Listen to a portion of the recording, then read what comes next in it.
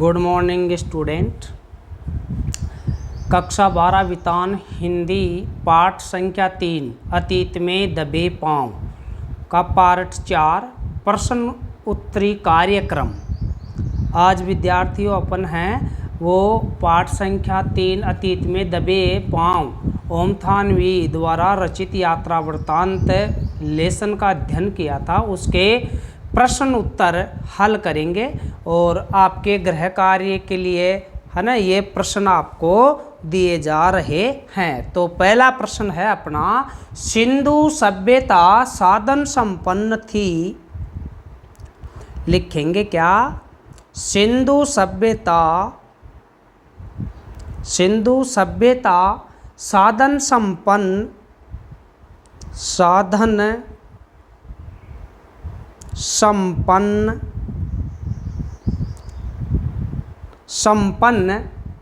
थी, पर उसमें भव्यता का आडंबर नहीं था। पर उसमें भव्यता का आडंबर नहीं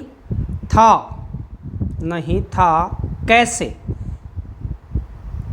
आई बात समझ में विद्यार्थियों कि सिंधु सभ्यता साधन संपन्न थी पर उसमें भव्यता का आडंबर नहीं था। कैसे? तो हम इस बात को सिद्ध करने के लिए है वो तर्क सहित उत्तर देंगे। चलिए नेक्स्ट पेज पर इसका आंसर मैं लिख रहा हूँ। तो इसका उत्तर लिखेंगे आप। हाँ, सिंधु सभ्यता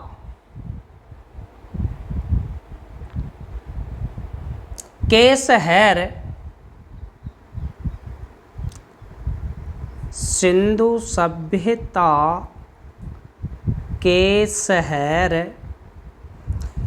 शहर मोहनजोदड़ो की व्यवस्था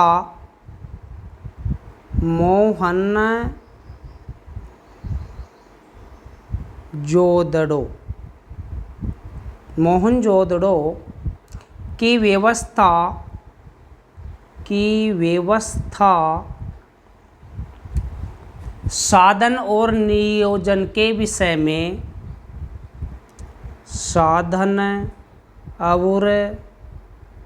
नियोजन के विषय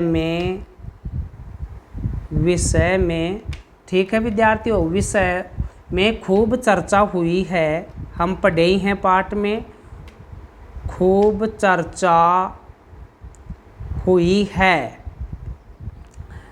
इस बात से सभी प्रभावित हैं कि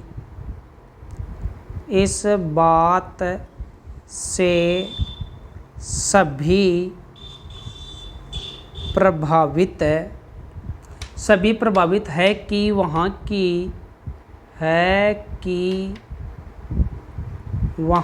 की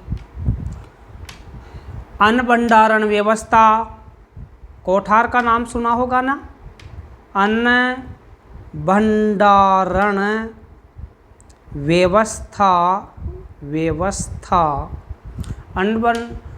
व्यवस्था, जल निकासी की व्यवस्था,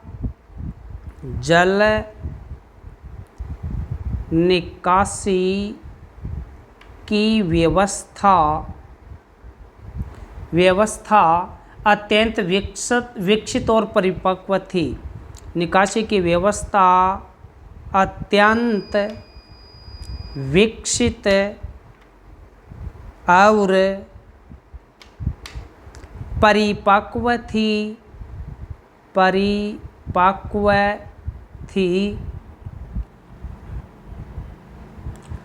हाँ, परिपक्व थी। हर निर्माण बड़ी बुद्धिमानी के साथ किया गया था। हर निर्माण बड़ी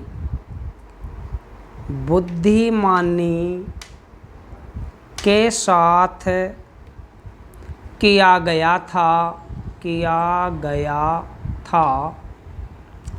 हाँ किया गया था। और सुनो आगे, लिखो। हाँ, यह सोचकर कि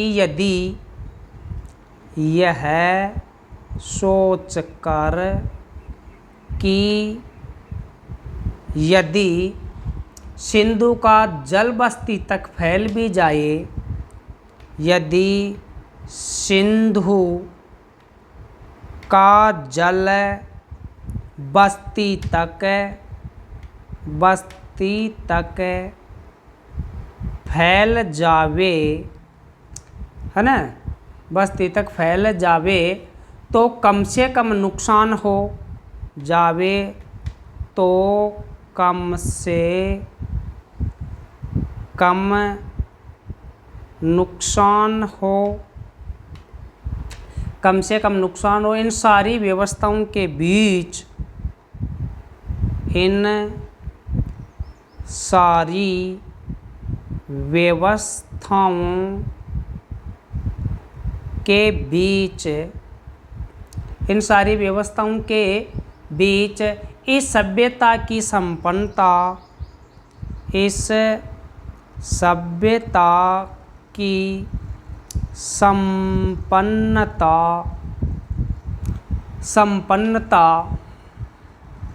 हाँ, इस सभ्यता की सारी संपन्नता की बहुत ही कम हुई। सभ्यता की संपन्नता की बात बहुत ही कम हुई, संपन्नता की बात बहुत ही कम हुई। वस्तुतः इनमें भव्यता का, वस्तुतः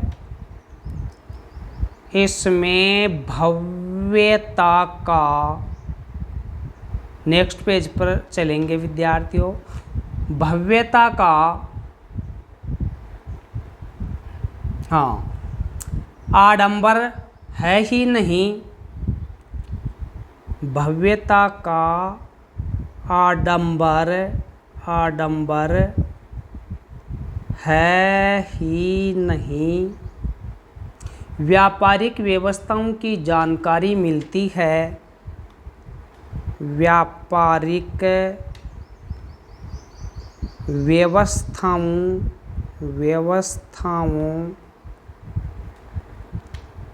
की जानकारी मिलती है, मगर सब कुछ आवश्यकताओं से, मगर सब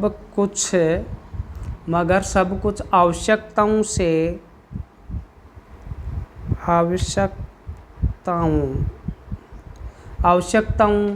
से ही जुड़ा हुआ है, से ही जुड़ा हुआ है, आवश्यकताओं से जुड़ा हुआ है।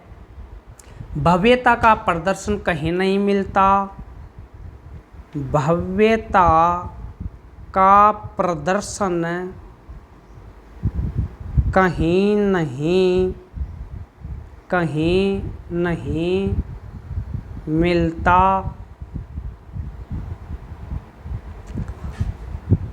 संभवतः वहाँ की लिपि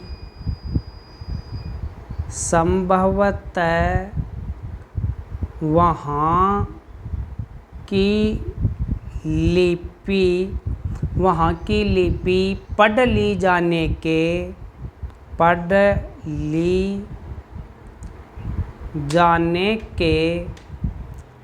के बाद इस विषय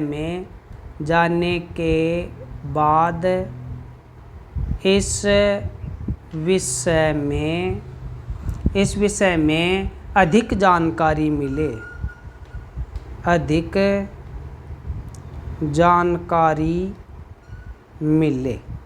ठीक है विद्यार्थियों, ये अपना पहला प्रश्न है वो कंप्लीट हो गया। दूसरा प्रश्न देखेंगे। प्रश्न संख्या 2। सिंधु सभ्यता की खूबी, सिंधु सभ्यता की खूबी, सिंधु सभ्यता की खूबी उसका सौंदर्य बोध, उसका सौंदर्य बोध, सौंदर्य बोध है जो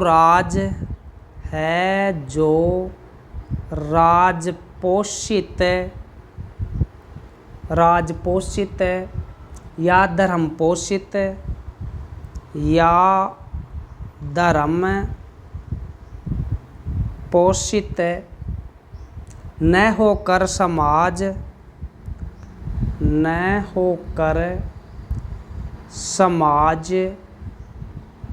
पोषित था।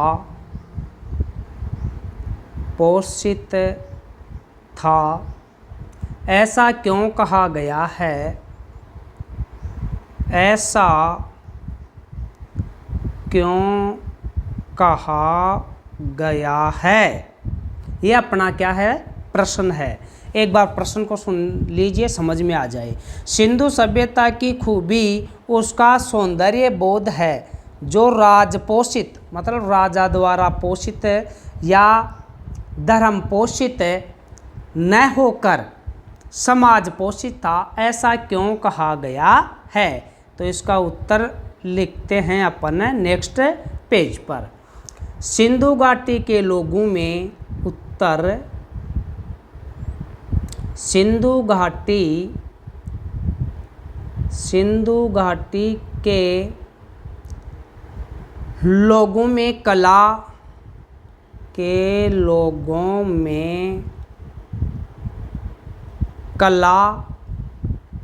या सुरुचि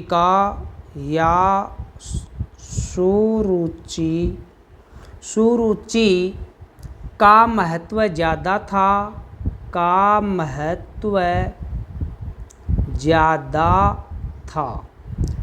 था। वास्तुकला या नगर नियोजन, वास्तुकला या नगर नियोजन ही नहीं धातु और पत्थर की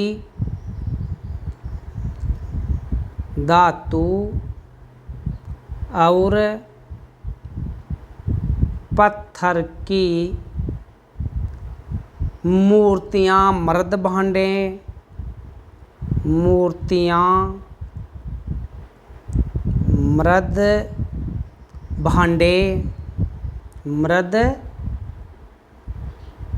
भांडे उन पर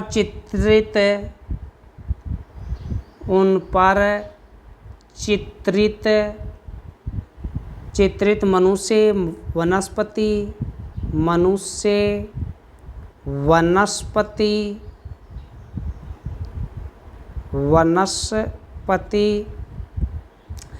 और पशु पक्षियों की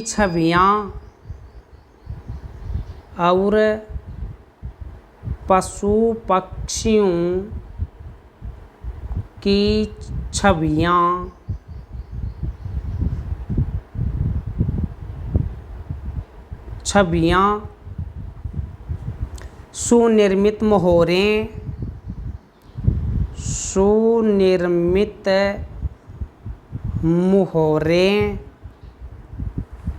उन पर बारीकी से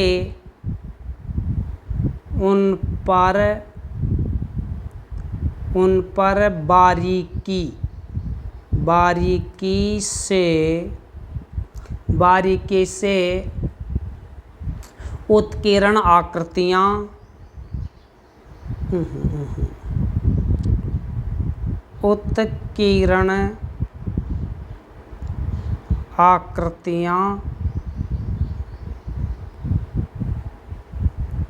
उत्कीर्ण आकृतियाँ। और क्या है विद्यार्थियों? उत्कीर्ण आकृतियाँ, खिलौने, केश विन्यास, खिलौने, खिलौने, केश विन्यास, केश विन्यास, आभूषण और आभूषण और सबसे ऊपर सुघड़, सबसे ऊपर सुघड़, है ना, सबसे ऊपर सुघड़। हाँ, अक्षरों का लिपि रूप, अक्षरों का, देखो विद्यार्थियों ये थोड़ी लाइन बिगड़ रही है, लिपि रूप, लिपि रूप सिंधु सभ्यता को, सिंधु सभ्यता को, सिंधु सभ्यता को सिंधु सभ्यता को तकनीक सिद्ध से, तकनीक सिद्ध से, नेक्स्ट पेज पर चलेंगे। तकनीक सिद्ध से ज़्यादा कला सिद्धि, ज़्यादा कला सिद्धि, कला सिद्धि जाहिर करता है, जाहिर करता है। खुदाई के दौरान जो भी वस्तुएं मिली, खुदाई के दौरान जो भी वस्तुएं मिली, वस्तुएं मिली, या फिर जो भी निर्माण, या फिर जो भी निर्माण शैली के तत्व मिले, निर्माण शैली के तत्व मिले, उन सभी से यही बात निकल कर आती है, उन सभी से यही बात निकल कर आती है। सही लिख देता हूँ सबको, आती है, निकल कर आती है कि सिंधु सभ्यता की, सिंधु सभ्यता समाज प्रधान थी, समाज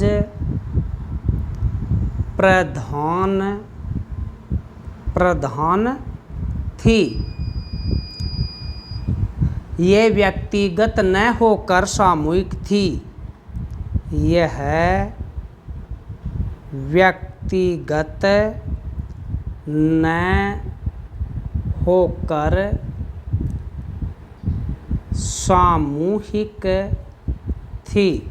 व्यक्तिगत न होकर क्या थी भाई? सामूहिक। इसमें न तो किसी राजा का प्रभाव था, इसमें न तो किसी राजा का प्रभाव था और न ही किसी धर्म विशेष का, और न ही किसी धर्म विशेष का, है ना, न ही किसी धर्म विशेष का। इतना अवश्य है कि, इतना अवश्य है कि इतना अवश्य है कि कोई न कोई राजा होता होगा, कोई न कोई राजा होता होगा, है ना। कोई ना कोई क्या होता होगा विद्यार्थियों, राजा होता होगा। लेकिन राजा पर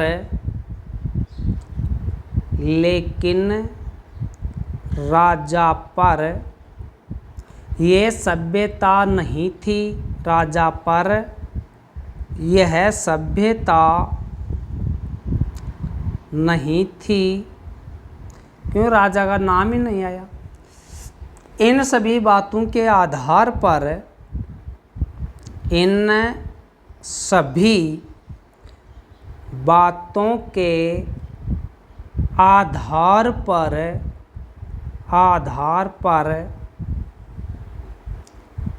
पर यह बात कही जा सकती है, आधार पर यह बात कही जा सकती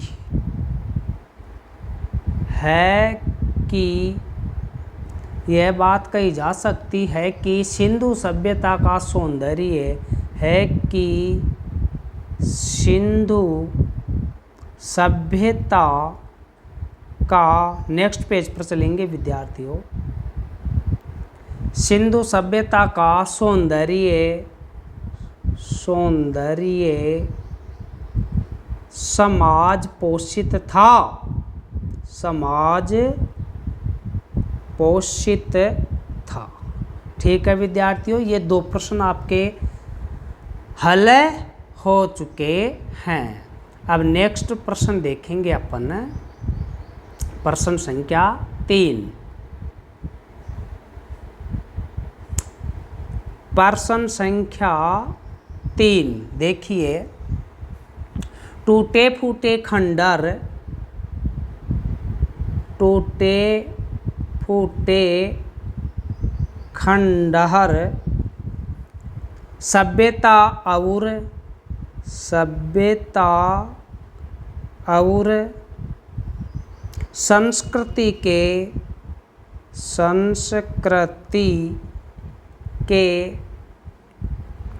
इतिहास के साथ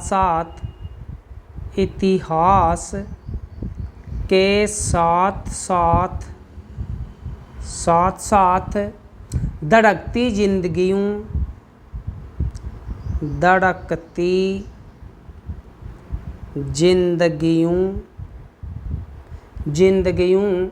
के अनछुए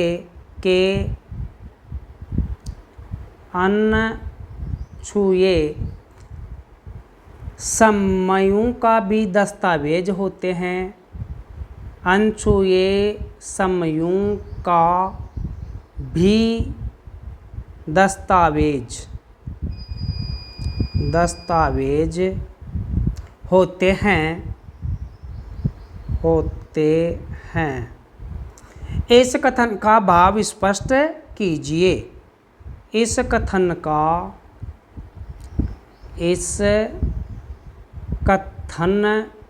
का भाव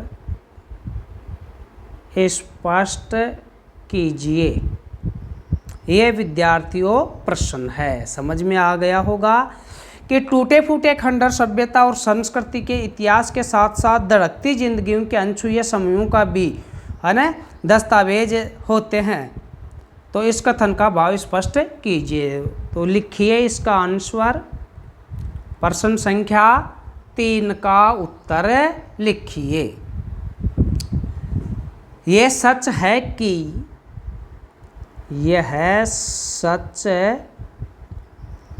है कि टूटे फूटे खंडहर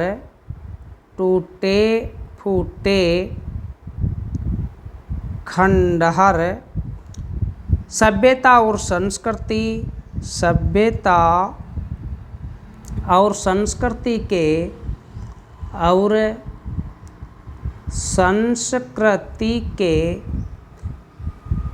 इतिहास के साथ साथ संस्कृति के इतिहास के साथ साथ धड़कती जिंदगियों के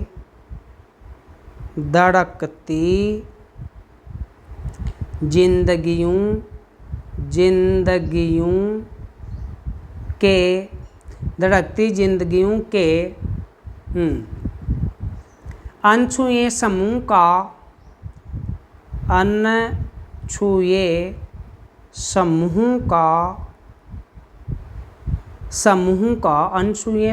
का भी दस्तावेज होते हैं। समूह का भी दस्तावेज होते हैं।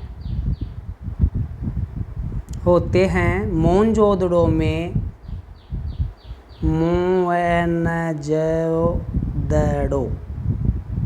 है ना, मोहनजोदड़ो कह सकते हैं इसको, में प्राप्त खंडर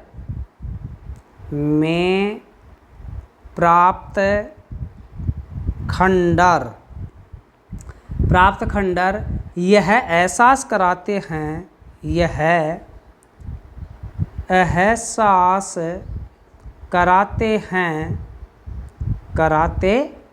हैं कि आज से नेक्स्ट पेज पर, कि आज से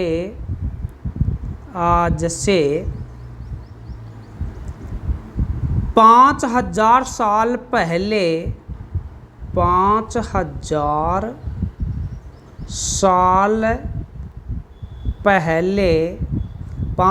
साल पहले कभी यहाँ बसती थी।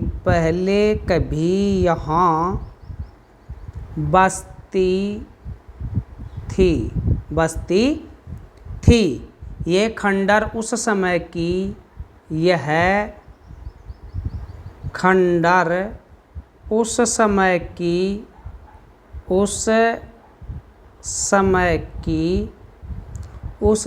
की संस्कृति का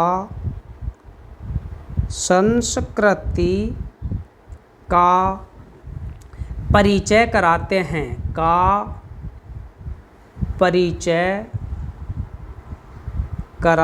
हैं कि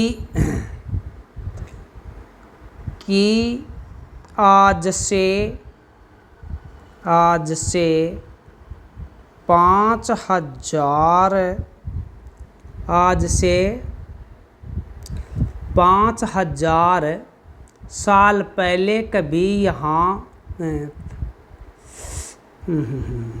एक मिनट सॉरी, यह खंडर उस समय की संस्कृति का परिचय कराते हैं कि, देखो परिचय कराते हैं, लेखक कहता है कि, है ना, ये गलत हो गया, दोबारा लिखा गया। लेखक कहता है कि, लेखक कहता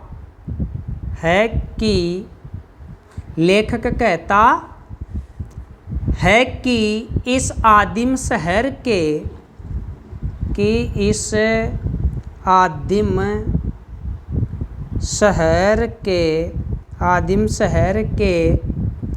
किसी भी मकान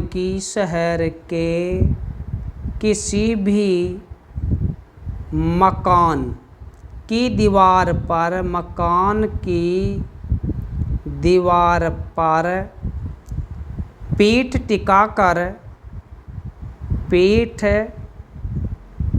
टिकाकर सुस्ता सकते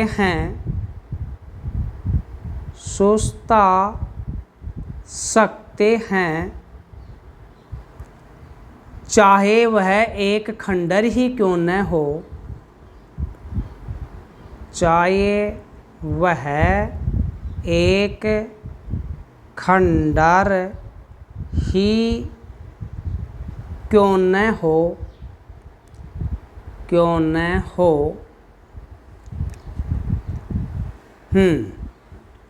उसकी गंध महसूस कर सकते हैं, उसकी गंध महसूस कर सकते हैं, महसूस कर सकते हैं, या शहर के किसी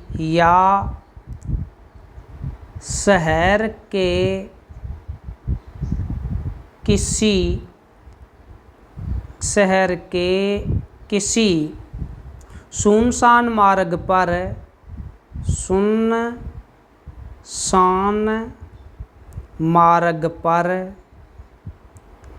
कान देकर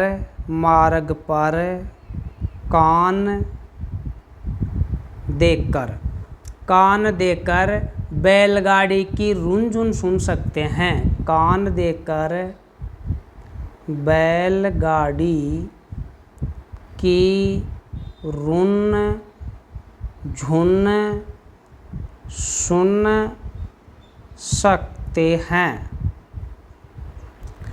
है ना, रुनझुन सुन सकते हैं। इस तरह जीवन के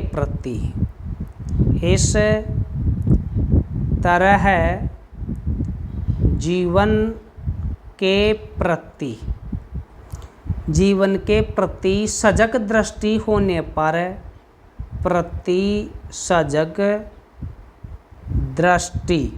है ना, सजग दृष्टि होने पर नेक्स्ट पेज में चलेंगे। होने पर पुरातात्विक खंडर भी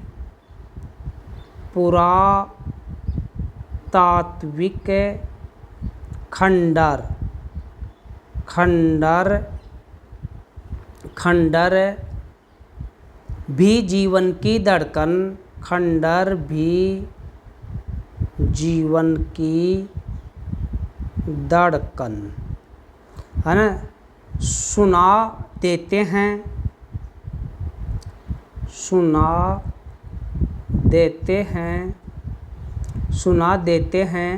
ये एक प्रकार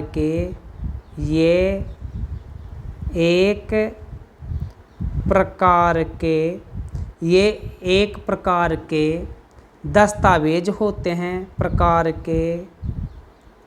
दस्तावेज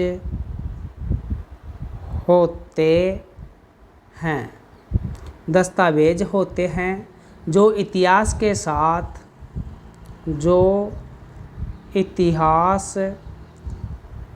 साथ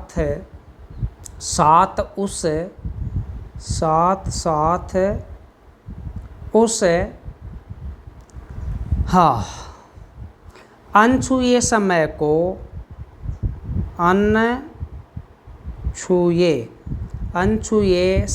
को भी हमारे सामने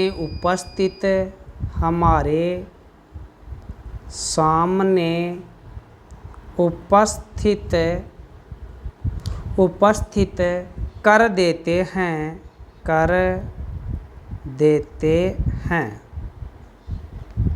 ठीक है विद्यार्थियों, आई बात समझ में?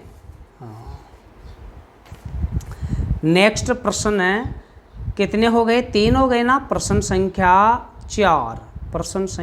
4 देखिए। नदी कुएं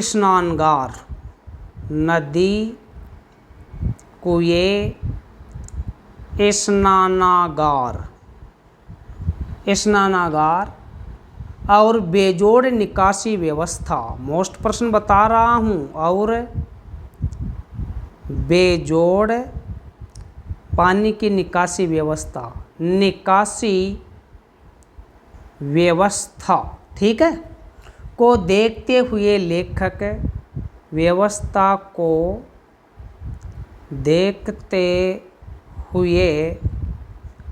लेखक पाठकों से प्रश्न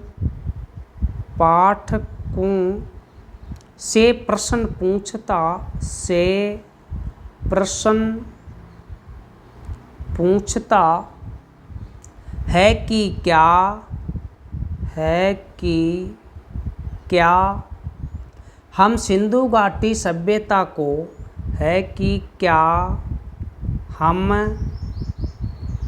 सिंधु घाटी सभ्यता को जल संस्कृति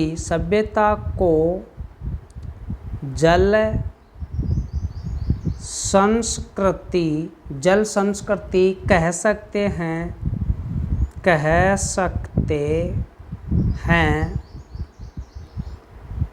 ठीक है, कैसे, सुनिए आगे।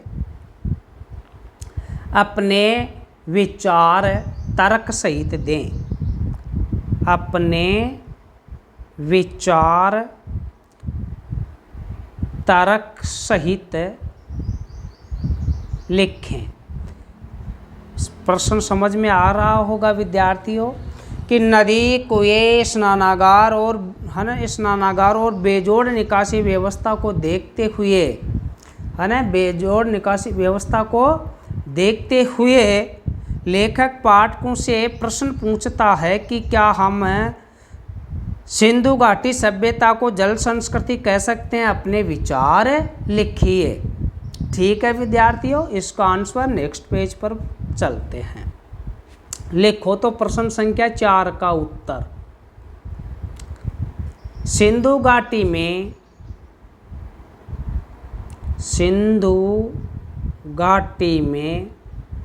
नदी, कुएं, स्नानागार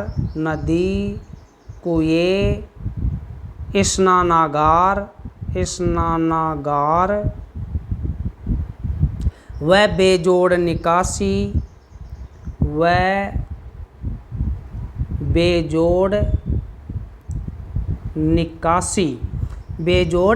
निकासी व्यवस्था के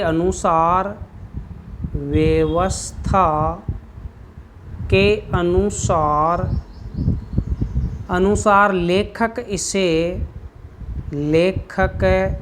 इसे जल संस्कृति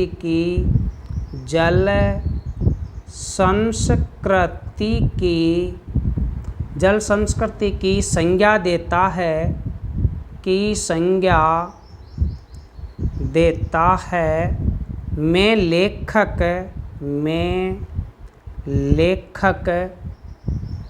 की बात से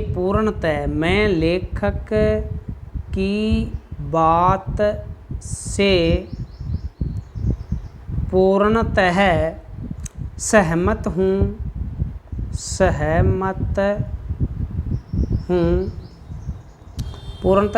हूँ। सिंधु सभ्यता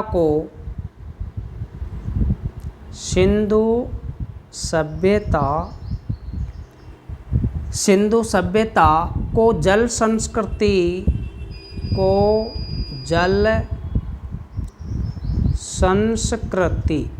संस्कृति कहने के समर्थन में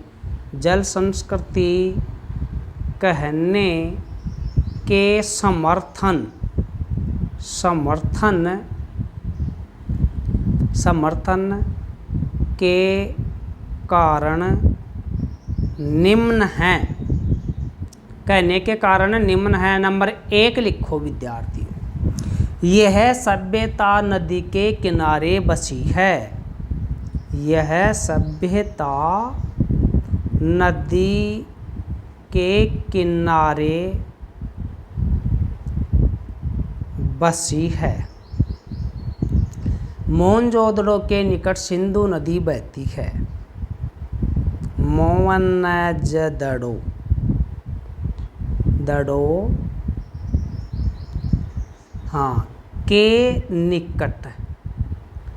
के निकट सिंधु नदी बहती है। नंबर 2, यहाँ पीने के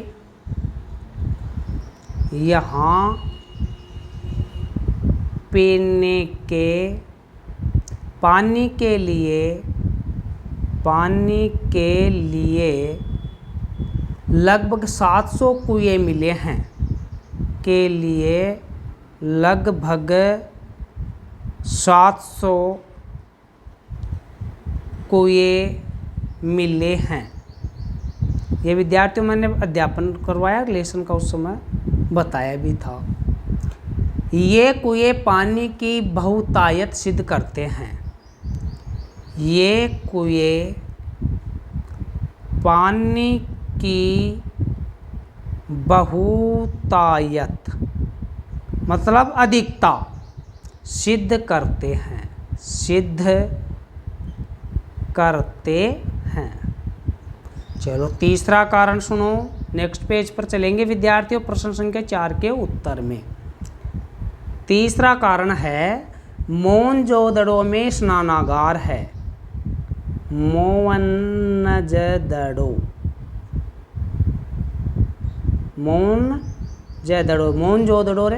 में स्नानागार है, में स्नानागार है।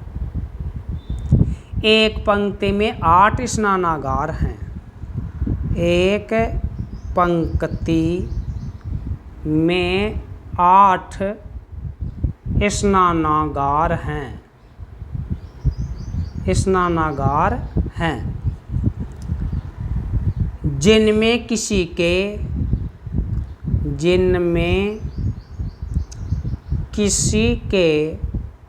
भी द्वार एक दूसरे के सामने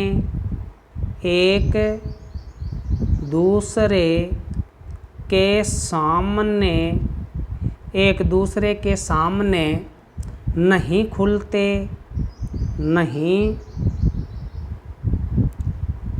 खुलते, एक दूसरे के सामने नहीं खुलते। कुंड में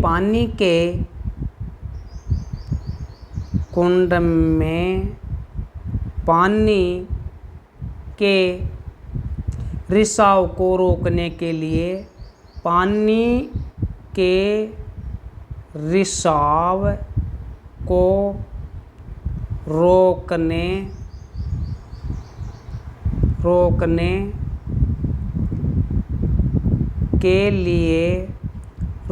के लिए चूने और चिराड़ी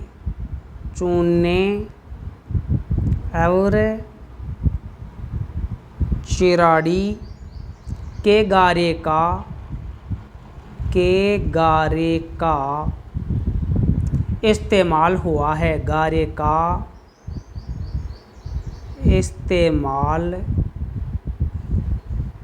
हुआ है। जल निकासी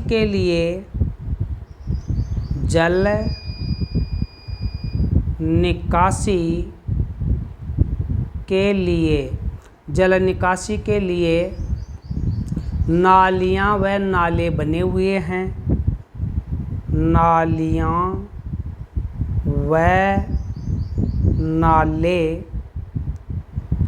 बने हुए हैं जो पक्की ईंटों से बने हैं, जो पक्की ईंटों से बने हैं। ये ईंटों से ढके हुए हैं।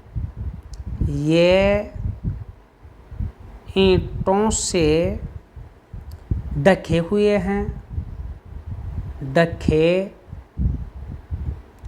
हुए हैं। आज भी शहरों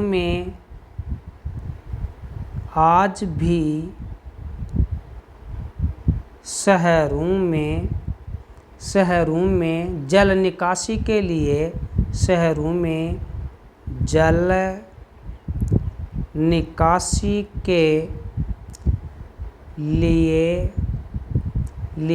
ऐसी व्यवस्था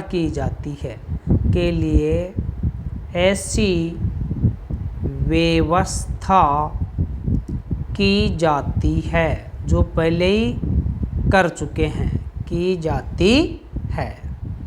नेक्स्ट पेज पर चलेंगे अपन। 5 मकानों में अलग अलग स्नानागार बने हुए हैं। मकानों में अलग अलग स्नानागार बने हुए हैं, बने हुए हैं। नंबर 6, मोहरों पर उत्कीर्ण, मोहरों पर उत्कीर्ण, उत्कीर्ण पशु, शेर, हाथी या गेंडा, हाथी या गेंडा, हाथी या गेंडा, हाथी या गेंडा जल प्रदेशों में ही पाए जाते हैं। गेंडा जल प्रदेशों में ही पाए जाते हैं, पाए जाते हैं। ठीक है विद्यार्थियों, तो अपने कितने प्रश्न हल हो गए? 4 प्रश्न हल हो गए हैं। चलो 5वां प्रश्न देखो। प्रश्न संख्या 5।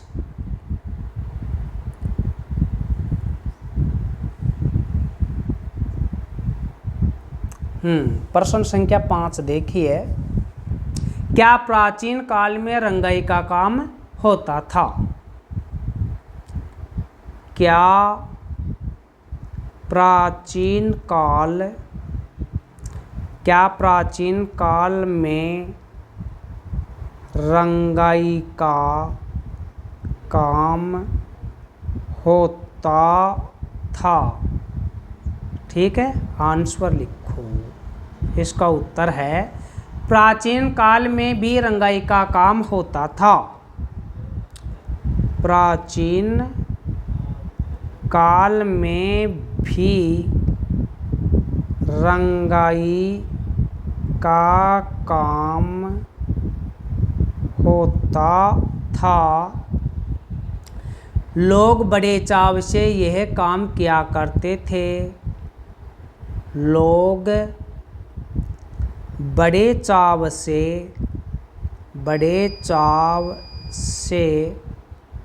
यह काम किया करते थे। आज भी मोहनजोदड़ो में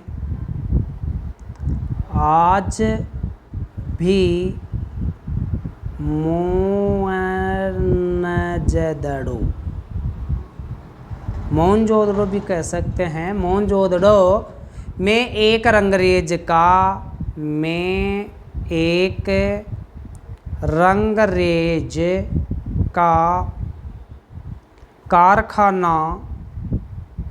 कारखाना मौजूद है आज भी।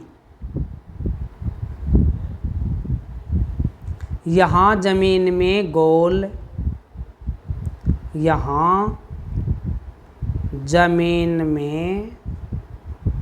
गोल गड्ढे उभरे हुए हैं। गोल गड्ढे उभरे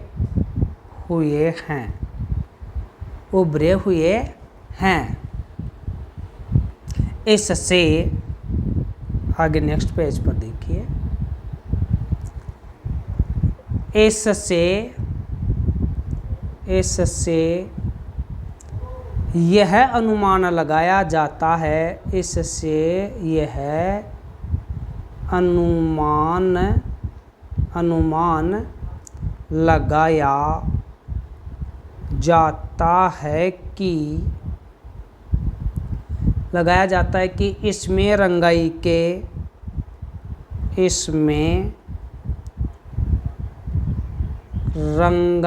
के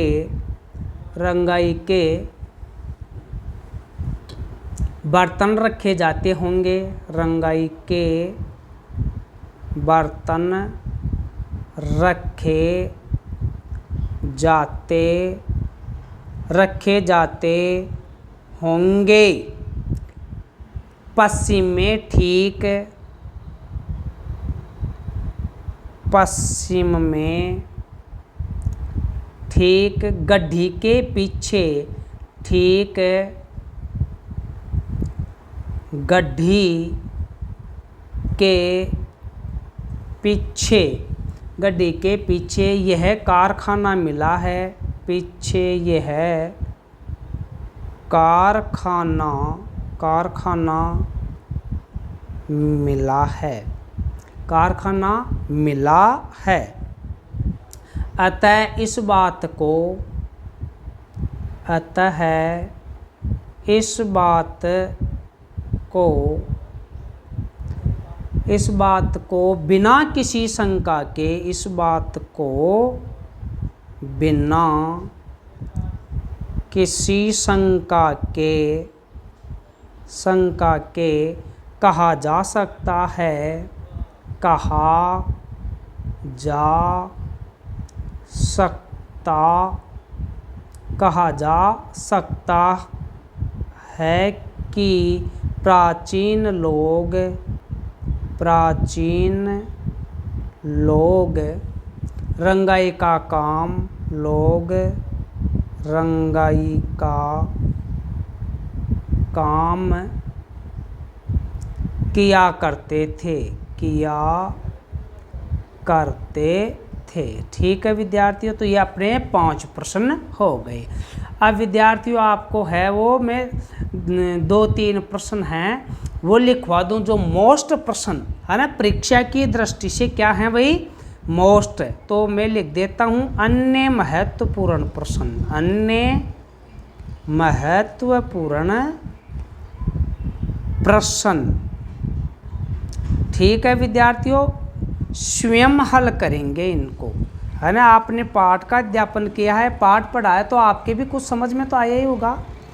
लिखो, पहला प्रश्न है, खुदाई के दौरान, खुदाई के दौरान, दौरान मोहनजोदड़ो से क्या क्या मिला, दौरान मोहनजोदड़ो से, है ना, से क्या क्या मिला। ठीक है विद्यार्थियों, प्रश्न समझ में आ गया है क्या, कि खुदाई के दौरान मोहनजोदड़ो से क्या क्या मिला। नेक्स्ट पेज पर चलते हैं। अगला प्रश्न, सिंधु घाटी की सभ्यता कैसी थी। प्रश्न 2, सिंधु घाटी की सभ्यता कैसी थी, है ना। ये छोटा प्रश्न है, लघुत्रात्मक लायक। सिंधु घाटी की सभ्यता कैसी थी।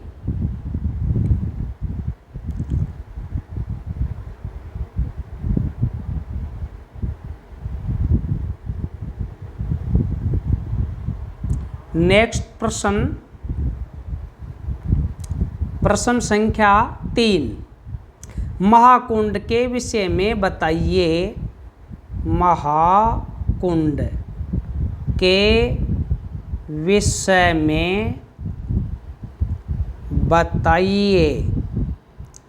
यहाँ की जल निकासी,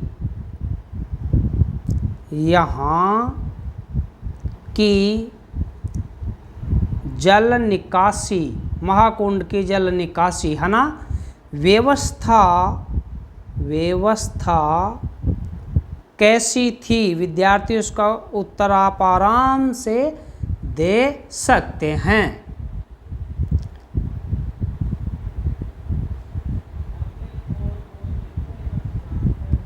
नेक्स्ट प्रश्न, प्रश्न संख्या 4,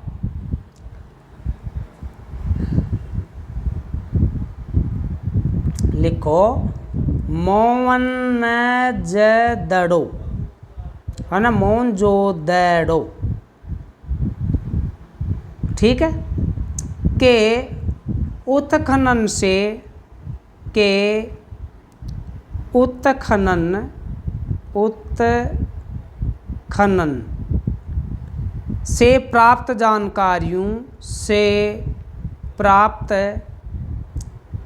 जानकारियों के आधार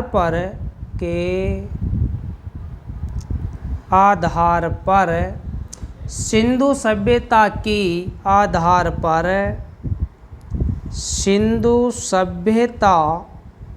सभ्यता की विशेषताएं बताइए। क्या विशेषताएं थी? वैसे आ भी चुकी हैं, लेकिन फिर भी आप विशेषताएं बताइए। ठीक है विद्यार्थियों, और प्रश्न देने की कोई ज़रूरत है?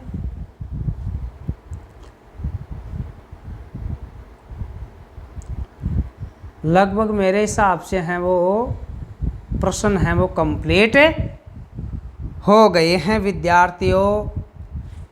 तो इस प्रकार से आपका ये पार्ट है वो कंप्लीट हो जाता है। प्रश्न उत्तर विद्यार्थियों, मैंने जो प्रश्न हल करवाए हैं उनको आप अच्छे तरीके से याद कर लेंगे, और मैंने आपको है स्वयं गृह कार्य करने के लिए और प्रश्न लिखाए हैं, उनके उत्तर ढूंढ करके आप अपनी कॉपी में नोट कर लेंगे। तो आपको ये पार्ट है वो हमेशा मतलब बोर्ड एग्ज़ाम तक है वो आपके दिमाग में रहेगा। इसी के साथ में थैंक्स यू विद्यार्थियों, धन्यवाद।